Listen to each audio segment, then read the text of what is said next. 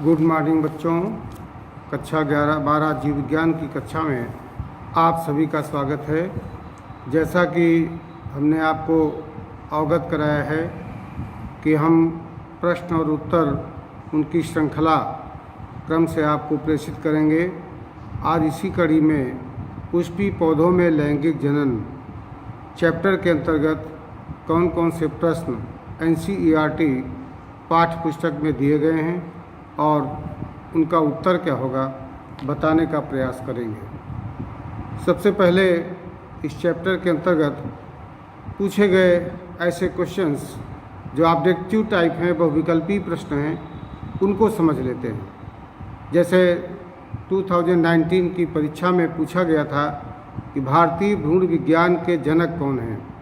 तो बच्चों, भारतीय भ्रूण विज्ञान के जनक P माहेश्वरी, पूरा नाम है पंचानन माहेश्वरी, को कहा जाता है। दूसरा क्वेश्चन आया है कि सेल्विया में, सेल्विया एक प्लांट है, जलीय पौधा है, किस प्रकार से परागण होता है। तो बच्चों, सेल्विया में कीटों के माध्यम से परागण की क्रिया संपन्न होती है। तीसरा क्वेश्चन जो पूछा गया है, आवर्तबीजी पौधों में पुंकेसर हैं, मादा जननांग हैं कि नर जननांग हैं, कि मादा और नर दोनों हैं या कोई नहीं सही है। जैसा कि आप जानते हैं कि पुष्पों में पाए जाने वाले पुंकेसर ये नर जननांग होते हैं, अर्थात सही उत्तर होगा कि नर जननांग हैं। अगला क्वेश्चन जो ऑब्जेक्टिव पूछा गया है कि एक प्रारूपिक आवर्तबीजी परागकोश में लघु बीजाणुधानियों की संख्या कितनी होती है, अर्थात माइक्रोस्पोरेंजिया की संख्या पूछी गई है। तो बच्चों, सामान्यतः एक प्रारूपी आवर्तबीजी परागकोश में लघु बीजाणुधानियों की संख्या 4 होती है। अगला क्वेश्चन आया है, निभाग कहाँ पाया जाता है। तो निभाग आप जानते हैं कि बीजांड का भाग होता है, अर्थात ये बीजांड में पाया जाता है। इसी तरह से एक क्वेश्चन और पूछा गया है कि द्विनिषेचन प्रक्रिया का सबसे पहले पता किसने लगाया था। बड़ा इम्पॉर्टेंट प्रश्न है, तो आप जान लीजिए। SG नावासिन ने पता लगाया था कि द्विनिषेचन क्रिया कैसे होती है और ये क्या है। एक क्वेश्चन पूछा गया है कि एक ही पादप के एक पुष्प के परागकणों का दूसरे पुष्प के वर्तिकाग्र तक का स्थानांतरण क्या कहलाता है। तो आप जानते हैं कि परागण होता है, और चूंकि कहा जा रहा है एक ही पादप के एक पुष्प के परागकणों का दूसरे पुष्प के वर्तिकाग्र पर स्थानांतरण, तो यहाँ पर हो जाएगा सजात पुष्पी परागण, अर्थात उसी जाति के पुष्प पर उसके परागकण पहुँच रहे हैं। अगला क्वेश्चन जो पूछा गया है कि पुष्पी पादप का कौन सा भाग अगुणित होता है। जड़ दिया है, पत्ती दिया है, युग्मनज दिया है और नर युग्मक दिया है। जैसा कि आप जानते हैं कि गैमीट यानी नर युग्मक या मादा युग्मक दोनों मियासिस के परिणाम स्वरूप उत्पन्न होते हैं, इसलिए ये मियासिस से बनते हैं। इसलिए नर युग्मक जो इसमें ऑब्जेक्टिव दिया है, नर युग्मक ये अगुणित होगा, अर्थात हैप्लॉइड होगा। इसी प्रकार से अगला क्वेश्चन जो पूछा गया है कि परागकोश की सबसे भीतरी परत टेपिटम का कार्य क्या है। तो बड़ा इम्पॉर्टेंट कार्य है परागकोश का। अगर आप अध्ययन करें तो भीतरी परत टेपिटम की होती है, और टेपिटम का बहुत महत्वपूर्ण कार्य होता है कि ये विकसित होते हुए परागकणों को पोषण देने का काम टेपिटम करता है, अर्थात न्यूट्रिटिव लेयर होती है, पोषण देने वाली होती है। अगला क्वेश्चन जो पूछा गया है कि रात में खिलने वाले पुष्प प्रायः सफ़ेद रंग और विशेष प्रकार की सुगंध वाले होते हैं, क्यों।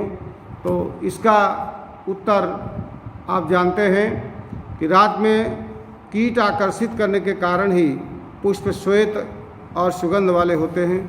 जब पुष्पों में कीट आकर्षित होंगे तो उनमें परागण की क्रिया संपन्न हो पाएगी। इसी तरह से पूछा गया विपुंसन से क्या तात्पर्य है। विपुंसन को इंग्लिश में इमैस्कुलेशन कहा जाता है। जब हम किसी द्विलिंगी पुष्पों से स्फुटन के पहले ही परागकोश को पृथक कर लेते हैं, परागकोश को हटा देते हैं, यानी पुंकेसर को ही हटा देते हैं, नर जनन भाग को हटा देते हैं, तो इस क्रिया को इमैस्कुलेशन के नाम से जाना जाता है। और भारतीय भ्रूण विज्ञान के पिता, जैसा कि आपको हमने बताया कि क्वेश्चन ऐसे भी अति लघुत्तरीय प्रश्न में पूछा गया है, तो पंचानन माहेश्वरी को कहा जाता है। अब इसके बाद बारी आती है कि एनसीईआरटी की किताब में जितने भी प्रश्न दिए हैं इनको हमें ज़रूर ध्यान देना है। तो एनसीईआरटी पुस्तक में जो सबसे पहला प्रश्न दिया है कि एक आवतबीजी पुष्प के उन अंगों के नाम बताइए जहाँ में नर और मादा गैमेटोफाइट का विकास होता है। तो आवतबीजी पुष्प में नर युग्मोद्भिद यानी मेल गैमेटोफाइट का विकास परागण से पहले परागकोश और परागण के पश्चात स्टिग्मा पर होता है, जबकि फीमेल गैमेटोफाइट का विकास अंडाशय के अंदर स्थित बीजांड में होता है। दूसरा प्रश्न दिया है कि शब्दावलियों को सही विकासीय क्रम में व्यवस्थित कीजिए। जो शब्दावली दी है वो दिया है परागकण, बीजाणु जनन ऊतक, लघु बीजाणु, चतुष्क, पराग मात्र कोशिका और नरयुग्मक। तो इसका सही सीक्वेंस क्या होगा ये आपको बताना है। तो सबसे पहले आएगा बीजाणु जनन ऊतक, फिर आएगा पराग मात्र कोशिका, फिर आएगा लघु बीजाणु चतुष्क, फिर आएगा परागकण और तब आएगा नर युग्मक। इस तरह से सही क्रम ये हो जाएगा। अगला प्रश्न दिया है कि एक प्रारूपी आवतबीजी बीजांड के भागों का विवरण दिखाते हुए एक स्पष्ट और साफ सुथरा नामांकित चित्र बनाइए। तो आपको प्रारूपी आवतबीजी बीजांड के भागों का चित्र अपनी किताब के माध्यम से बनाना है। डायग्राम बनाने वाला इसलिए इसे आप बना लीजिएगा। अगला क्वेश्चन दिया हुआ है कि मादा युग्मोद्भिद के एक बीजाणु विकास से आप क्या समझते हैं। इसको थोड़ा सा डिटेल में लिखना होगा कि जो पूर्व बीजाणु मात्र कोशिका होती है उनमें अर्धसूत्री विभाजन के परिणाम स्वरूप बीजांड में 4 गुर बीजाणुओं का निर्माण होता है।